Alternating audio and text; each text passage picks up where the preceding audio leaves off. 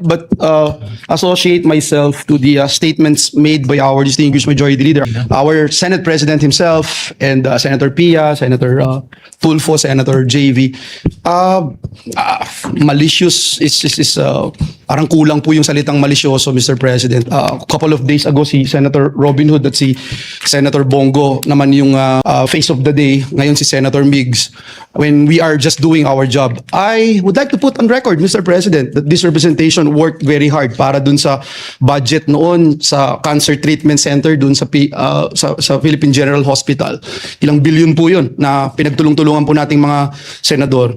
Yung pong pagtayo ng e-library sa Bulacan State University, pinagtulong-tulungan po natin yun. Tinulungan nyo rin po ako noon dito sa Senado. Kanina po kasama namin dito si President Jamison Tan ng BASI dito po sa San Rafael, Bulacan. Ikatlong building na yung itinatayo po dun sa Agricultural Center na yun.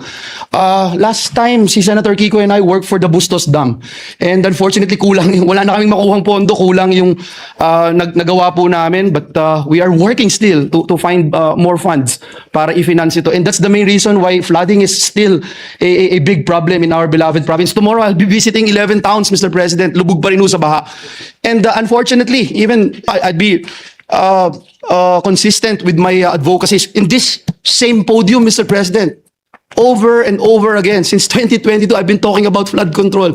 Nagpagawa po tayo ng feasibility study para po dun sa Bulacan. It took them 2 years, Mr. President. After 2 years, ask me if they were able to finish it. Yes, but are they implementing it? Hindi po.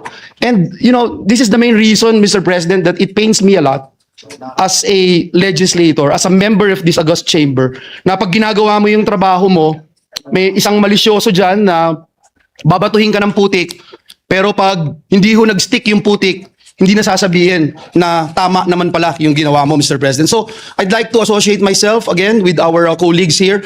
And I can assure you, Mr. President, when Senator Zubiri was our Senate President, lahat po tayo, Mr. President, kinakausap niya kung paano natin isakatuparan yung ating mga advocacies sa iba't ibang ahensya ng ating pamahalaan. Hindi lang po sa DPWH, but in every single agency na dumadaan po dito sa ating institution. So I just want to put that on record, Mr. President, and I still would like to congratulate our colleagues for doing their job and making this country a better nation than before. Thank you, Mr. President.